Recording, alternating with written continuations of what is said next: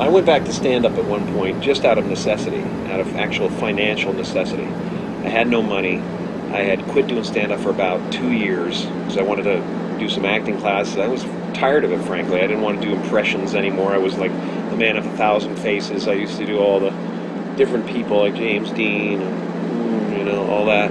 And I could mold myself into anybody, but I saw where it was leading, and I didn't want to die in Vegas opening for Lola Falana. God bless Lola Falana, but I just didn't want it. I was living in a single apartment with my first wife, Melissa, and had just had our first baby, Jane, my daughter, who was in a basket across the floor. We had a bed on the floor, and we lived towards downtown, near MacArthur Park. A lot of bullets flying on a nightly basis.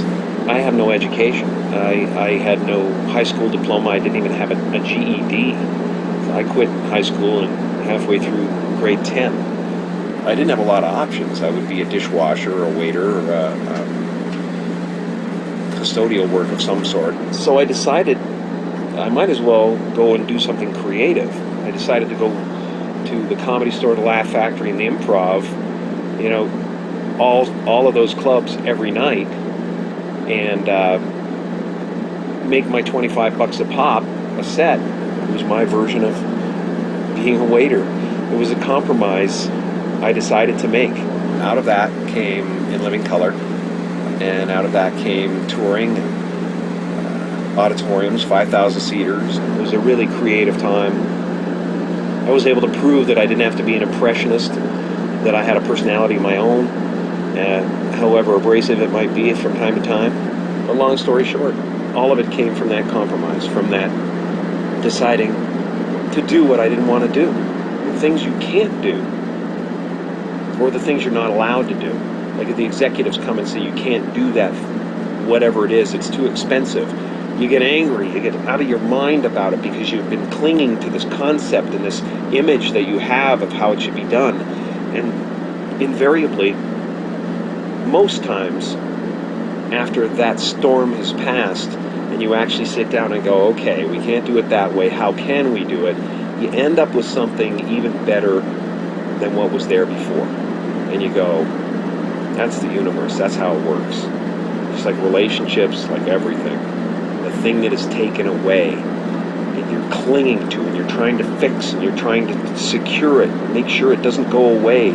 You think your life will be destroyed, everything will be ruined. And it's just the universe going, no, I have something better for you. Just have faith. Sometimes compromise is actually the way to get to what you want. Doing what you don't want is the way to what you do want. On occasion. I would never have made it without going back and doing what I didn't want to do. Who would have thought in all of the years of the Oprah Show that Jim Carrey would be one of our greatest teachers? Okay. Obviously you knew somewhere inside yourself that you were destined to be famous, because I think it's really a marvelous thing, that visualization thing you did. Do y'all read about this or hear this? That you used to go up on Mulholland Drive and park every night and visualize seeing yourself as... Yeah, I would visualize, This is when you were broke and poor. You know, right, having directors interested in me and people that I respected saying, you know, I like your work, or whatever that is, and I would visualize things coming to me that I wanted or whatever. This was in like 1987, 85? Yeah. And I had nothing at that time, so it was like, but it just made me feel better. It made me, at that time, all it really was for me was kind of making me feel better. I would drive home and think, well, I do have these things, and they're out there. I just don't have a hold of them yet, but they're out there. Okay, so you would get this from what, self-help books or whatever? Yeah, self-help section. Self-help section. They've renamed it the Jim Carrey wing. So didn't you write yourself a check? I heard that you did. Is that true? I wrote myself a check for $10 million for acting services rendered, and I gave myself 5 years, or 3 years maybe, and I dated it Thanksgiving 1995. And I put it in my wallet, and I kept it there, and it deteriorated and stuff. But